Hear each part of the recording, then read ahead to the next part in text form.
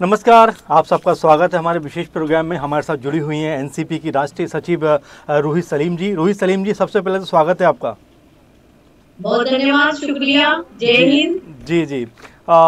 रूही जी, मैं बात को शुरू करूं, दिल्ली से ही हम शुरुआत करते हैं, क्योंकि स्वाति मालीवाल का जो जिस तरह से मुद्दा सामने आया है, अपने आप में आम आदमी पार्टी को लेकर बड़ी कह सकते हैं मुश्किल उनके सामने आ गई, क्योंकि स्वाति मालीवाल ने जिस तरह के आरोप उनके ऊपर लगाए हैं। चूंकि आप खुद एक महिला हैं, क्या कुछ कहना चाहेंगे इस मुद्दे के ऊपर और क्या कुछ सोच रखते हैं आप इस पूरे मामले के ऊपर? देखिए, आपने बहुत अच्छा सवाल उठाया है और ये सवाल ऐसा सवाल है एक महिला के नाते भी और एक आपके पद पर बैठे हुए बंदे की बात है ये जी कि आम आदमी पार्टी की वो महिला जो महिला आयोग में चीफ रही हो जी और मेंबर ऑफ पार्लियामेंट जो खुद की पार्टी में रही हो और अपनी ही पार्टी के ऊपर वो आरोप लगा रही, वो भी किसी छोटे बंदे के ऊपर नहीं, माननीय आपके मुख्यमंत्री साहब दिल्ली प्रदेश के अरविंद केजरीवाल जी के ऊपर। तो ये मुद्दा टमाटर नहीं हो सकता, ये मुद्दा बहुत बड़ा मुद्दा है। आपकी पार्टी की महिला आयोग की chief member of parliament Swati Maliwal ji ने ये मुद्दा उठाया है और उनके साथ अभद्र मतलब टिप्पणियों के साथ साथ मारपीट का वो लोग बोल रही हैं। तो ये छोटी बात कैसे हो सकती है? तो बहुत बड़ी बात है, ये इतनी बड़ी बात है। मुझे हम लोगों को ऐसा लग रहा है कि ये महिलाओं का अपमान है और ऐसी महिला जो एक आपके सामने महिला का प्रदर्शन कर रही हो, महिला आयोग में बैठी हो, फिर मेंबर ऑफ पार्लियामेंट महिला, मतलब आप महिलाओं को क्या दिखाना चाहते हैं? अरविंद केजरीवाल जी अपनी सच्चाई खुद बता रहे हैं, उनकी पार्टी की मेंबर ऑफ पार्लियामेंट खुद बता रही हैं कि वो कितने अभद्र हैं, कितने भ्रष्टाचारी हैं। उनका रोम रोम भ्रष्टाचार में घुसा हुआ है और वो अपने आप को बोलते हैं कि मैं एक सच्चा आदमी हूँ, वो भ्रष्टाचारी है, मैं सच्चा हूँ, वो भ्रष्टाचारी है, मैं सच्चा हूँ। आज उनकी एक महिला मेंबर ऑफ पार्लियामेंट उनके ऊपर एलिगेशन लगा रही है और इससे आप बच सकते हैं क्या? ये सच्चाई है, देश की जनता को सामने आनी चाहिए। इलेक्शन से पहले आई, बहुत अच्छा हुआ उन्होंने ये इलेक्शन से पहले करके दिखा दिया, क्योंकि दिल्ली की जनता फिर से बेवकूफ न बन जाए उनकी बातों में। रूही जी, नेता जो अपने आप को सच्चा बोलता है, अपने आप को महिलाओं का हितैषी बताता है, कहाँ से हितैषी है ये महिलाओं का कहाँ से सम्मान करते हैं? अगर अभी किसी और राज्य और किसी और सरकार की बात होती तो केजरीवाल जी रोड पे खड़े होते, चौराहे पे खड़े होते, उधर मचा रहे होते कि ये वहाँ ये हो रहा है, यहाँ ये हो रहा है, और अभी कहाँ है ये? क्यों नहीं बोल रहे इस मुद्दे पर? क्यों नहीं बता रहे देश को? क्यों नहीं बता रहे दिल्ली की जनता को मैं कितना अभद्र हूँ, मैंने एक महिला के साथ क्या बिहेव किया? मेंबर ऑफ पार्लियामेंट बनाकर आप क्या दिखाना चाहते हो और किस तरह से उसके साथ अभद्र व्यवहार कर वो महिला खुद बता रही है, मेंबर ऑफ पार्लियामेंट बता रही है। मैं कह रही हूँ 10,000 नहीं, 20,000 नहीं, लाखों महिलाओं के ऊपर ये एक चीज मतलब क्या बोले, गंदगी फेंकी गई है। क्या आपका वैल्यू क्या है ये बताया गया है। जी। और रूही जी, जिस तरह से देखा जा रहा है कि इस पूरे मामले पर जो दिल्ली के सीएम हैं तमाम जगह पर घूम रहे हैं, कभी यूपी में नज़र आते हैं, कभी हरियाणा में नज़र आते हैं, कभी दिल्ली में जन रैली करते हुए दिखाई पड़ते हैं, लेकिन स्वाति मालीवाल के मुद्दे पर चूंकि ये अभी अगर देखा जाए तो कम से कम 3-4 दिन से ज़्यादा इसको हो गया, लेकिन अभी तक एक भी स्टेटमेंट जो है वो केजरीवाल की तरफ से नहीं आया। कल भी आपने देखा कि जब रिपोर्टर्स ने उनसे सवाल पूछना चाहा, उन्होंने उठा के माइक अखिलेश के सामने सरका दिया। क्या कहना चाहेंगे इसके ऊपर? देखिए, अभी भी बोलिए आपको कि वो अगर कहीं और की किसी और पार्टी का या किसी और सरकार का मामला होता तो वो चौराहे पे नजर आते, लेकिन वो इलेक्शन में बिजी हैं। आप ये देखिए उनकी राजनीति कितनी गंदी राजनीति है कि वो सच्चाई, अगर सच्चा इंसान है तो सामने आकर बोलेगा ना, लेकिन सच्चाई क्या है वो बताने से डरते हैं, अपनी राजनीति छीन जाने से डरते हैं और राजनीति छीन जाने के डर से जो कुछ हो रहा है आज आप देश देख रही है, जनता देख रही है। केजरीवाल का आईना सामने है, वो उससे बच नहीं सकते, कितना भागेंगे वो? दिल्ली की जनता उन्हें घुसकर लाएगी और उनसे सवाल करेगी और ये आप पत्रकारों का पत्रकारों का राइट है कि आप ये लोग पता करें कि इसमें सच्चाई क्या है। बिल्कुल, या तो उनकी मेंबर ऑफ पार्लियामेंट झूठी है या वो खुद झूठे हैं, सामने आए और जवाब दे देश की जनता को। रूही जी, देश की राजधानी में बैठ के दिल्ली के मुख्यमंत्री बनके पूरे देश में तू भ्रष्टाचारी है, मैं सच्चा हूँ, तू भ्रष्टाचारी है, मैं सच्चा हूँ। एक ये नारा जो था केजरीवाल जी का, ये तो सामने पूरी देश देख रही है, पूरी जनता देख रही है। जी, अब रूही जी,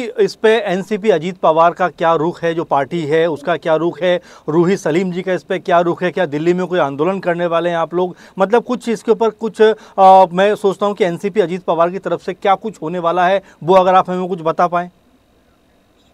देखिए, आंदोलन करने वाले हैं या नहीं करने वाले हैं, ये तो मैं आपको बोल रही हूँ कि आंदोलन ही है। आप झूठ के खिलाफ खड़े होते हैं, वही आंदोलन है, और उसके ऊपर आवाज उठाते हैं, वही आंदोलन है। हम लोगों ने कभी भी इस तरह से राजनीति नहीं की है जिस तरह से उनकी छोटी राजनीति रहती है। हम सच्चाई जानने में विश्वास करते हैं, हम सच्चाई की तरफ देखते हैं कि यहाँ पर मेंबर ऑफ पार्लियामेंट महिला एक ऐसी बात कह रही है कि उसके साथ ये सब चीजें हुई है, तो वो पता करने के लिए हम लोग आंदोलन भी करेंगे और इसके लिए आगे भी आवाज उठाएंगे। और ये आंदोलन और ये सब चीजें करने के लिए हमारे पास वक्त नहीं है, हम यहीं से आवाज उठाते हैं, अभी से आवाज उठाते हैं कि सच्चाई की जांच पड़ताल होनी चाहिए पूरी। अच्छा रूही जी, जिस तरह से चलिए हम अभी स्वाति मालीवाल की बात कर रहे हैं, लेकिन ब्रजभूषण को लेकर अगर बात की जाए तो उनके ऊपर भी आरोप तय हो जाते हैं, तो क्या उनके ऊपर भी एनसीपी अजीत पवार का यही स्टैंड रहने वाला है? क्योंकि जिस तरह से महिला पहलवानों के जो आरोप थे और कोर्ट में कहीं ना कहीं वो आरोप तय होते हुए नजर आए, तो इस पर भी क्या एनसीपी जो अजीत पवार है उनका यही रुख रहने वाला है? देखिए, हम सच्चाई के साथ हैं और मैं खुद गई थी पहलवानों से बात करने के लिए। जब जो कोर्ट का फैसला हो रहेगा हम उसके साथ जाएंगे। जी, 25 मई को चुनाव है रूही जी दिल्ली के अंदर, और उससे पहले ये मामला निकलकर सामने आता है। क्या यूं कहा जाए कि बीजेपी को बैठे बिठाए एक मुद्दा बड़ा हाथ लग गया है, और यहाँ पर जो अरविंद केजरीवाल लगातार कैंपेन के जरिए कह रहे थे कि भाई 7 की 7 सीटें इस बार इंडिया गठबंधन जीतता हुआ नजर आएगा, तो क्या उनके हाथ से अभी से ये पूरे का पूरा जो कैंपेन था या जो उन्होंने चलाया हुआ था एक तरीके से वो फिसलता हुआ दिखाई पड़ता है? देखिए, मेरा मानना ये है कि राजनीति और रणनीति इन सब चीजों से हटकर हम देखें कि इस वक्त जो मुद्दा उठा है वो उन्हीं की पार्टी और उन्हीं की मेंबर ऑफ पार्लियामेंट ने उठाया है। इसमें एनडीए क्या कर रही है और इसमें राजनीति क्या कर रही है, वो चीजें अलग हो जाती हैं। और रही बात 7 की 7 सीटें, तो उनके पास कभी भी नहीं जा रही थी इंडिया के पास, वो एनडीए के पास हैं और रहेंगी। स्वाति मालीवाल भी ट्वीट कर रही हैं, लगातार अपना दर्द बयां कर रही हैं, लेकिन उसके बावजूद भी आम आदमी पार्टी की तरफ से कोई बड़ा स्टेटमेंट निकल कर सामने नहीं आता, क्योंकि देखिए एक महिला के साथ मारपीट का मामला है, तो क्या इसको दबाने का प्रयास तो नहीं किया जा रहा आम आदमी पार्टी की तरफ से? बिल्कुल किया जा रहा है, दबाए जा रहे हैं। ये देखिए, आप कोई कमेंट नहीं आ रहा है। कोई महिला आदिशी एजुकेशन मिनिस्ट्री में बैठी हुई है, उन्होंने इसके ऊपर कुछ टिप्पणी नहीं करी है, नहीं वो कोई बात करने के लिए राजी है। तो ये लोग छुपा रहे हैं, दबा रहे हैं ये मुद्दा, और सिर्फ राजनीति के चलते दबा रहे हैं और कि उनको नुकसान ना हो, वो सच्चाई की तरफ नहीं है। केजरीवाल जी अगर सच्चे नेता होते तो मैं उनको बुलाती हूँ और मैं उनको आमंत्रित करती हूँ कि आए और प्रेस को बताएं कि क्या सच्चाई है। लेकिन जिस तरह की महिला नेता कई सारी हैं आम आदमी पार्टी के अंदर, काफ़ी बड़े पदों पर काम भी कर रहे हैं, इसमें आतिशी का नाम आपने लिया ही, इसके अलावा और भी कई नाम हैं, तो क्या इनको सामने नहीं आना चाहिए था, इनको नहीं बात रखनी चाहिए थी? और मुखर तरीके से अगर देखिए, राजनीति अपने आप में अलग बात हो जाती है, लेकिन ये जो मुद्दा है ये एक महिला से जुड़ा हुआ मुद्दा है। अगर आज स्वाति मालीवाल के साथ ऐसा हुआ है तो कल आतिशी या और भी जो महिलाएं उनके साथ भी ऐसा हो सकता है। क्या कहना चाहेंगे आप इस पर?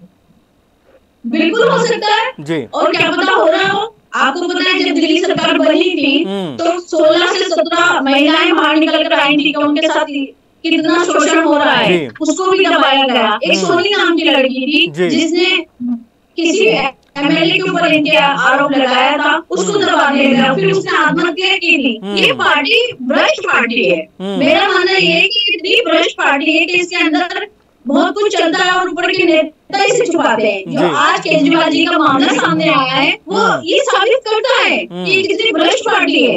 आज महिला आयोग की चीफ बोल रही है, कल आतिशी जी बोलेंगी, आगे और भी लोग हैं जो सामने आएंगे, लेकिन वो अपनी बारी में आएंगे। अभी वो पार्टी के लिए जो बैठे हुए वो कर रहे हैं ना, समर्थन कर रहे हैं, वो चीज गलत है। और महिलाओं को बात कर आना चाहिए, बोलना चाहिए और सोचना चाहिए कि आपकी वैल्यू क्या है कि मेंबर ऑफ पार्लियामेंट बनने के बाद भी आपके साथ मारपीट की जाती है। आपकी पार्टी के मतलब मुख्यमंत्री आयोग में, मतलब मुख्यमंत्री के घर पर किया गया है ये सब चीजें। ये देखिए आप, सीएम हाउस में हो रहा है सब, और इसको अगर आप ये छोटा मुद्दा समझते हैं, छोटी बात समझते हैं। तो मुझे ऐसा लगता है ये देश के, हमारे देश की राजनीति के लिए बहुत मुंह में तमाचा मारो जी, बिल्कुल बिल्कुल कि हम लोग किस तरह से बैठकर हम यहाँ पर ये काम कर सकती है महिलाएं, हमें हमारा रिस्पेक्ट नहीं है, हमारा सम्मान नहीं है। मुझे तो ऐसा लगता है कि ये लोग ये दिखाना चाहते हैं कि आप कुछ नहीं है महिला और हम हैं जो हम राजनीति के दादा बने बैठे हैं, हम कुछ भी कर सकते हैं, हम किसी के साथ कुछ भी अभद्र व्यवहार कर ले, महिला आवाज उठाएगी तो उसे दबा दिया जाएगा, उसे निकाल दिया जाएगा।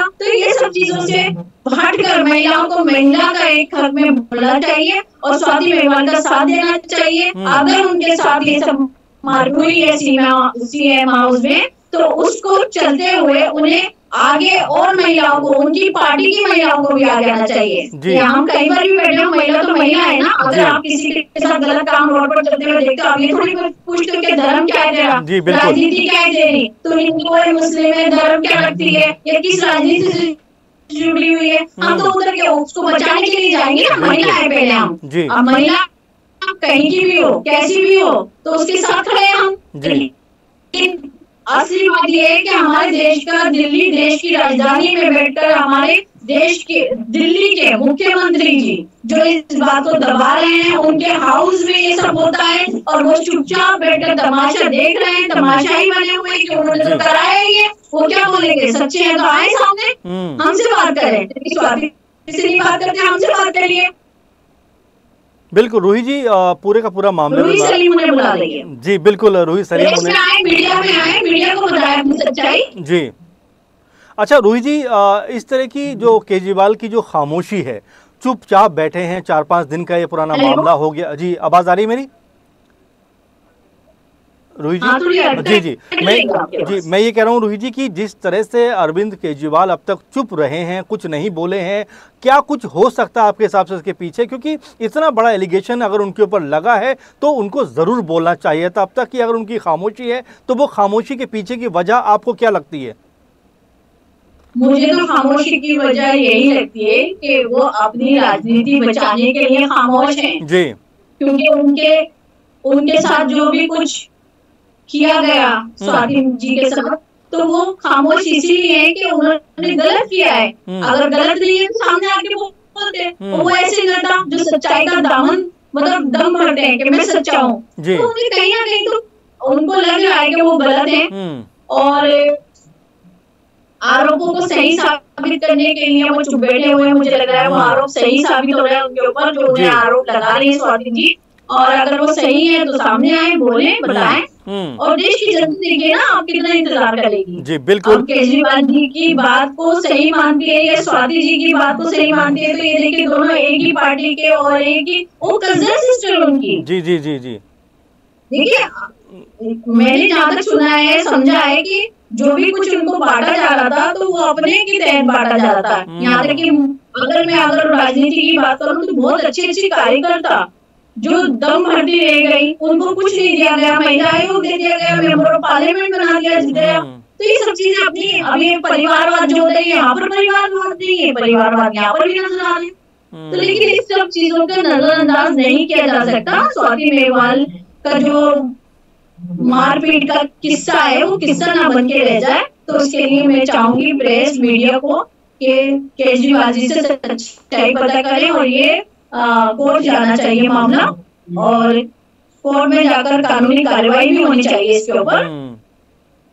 जी बिल्कुल रूही जी, चलिए दिल्ली की बात कर लेते हैं, क्योंकि दिल्ली में चलिए इस 25 के बाद एक बार फिर से चुनाव कहीं ना कहीं स्टॉप होता हुआ नजर आएगा लोकसभा का। लेकिन अगर हम 3-4 महीने या 5-6 महीने की बात करें, क्योंकि इससे ज़्यादा का वक्त रहा नहीं है दिल्ली चुनाव की, विधानसभा की बात करें, तो क्या एनसीपी अजीत पवार पार्टी के लिए ये मुद्दे हो सकते हैं आने वाले चुनाव में? और क्या एनसीपी अजीत पवार जो है वो पूरे दमखम के साथ में दिल्ली में उतरने वाली है?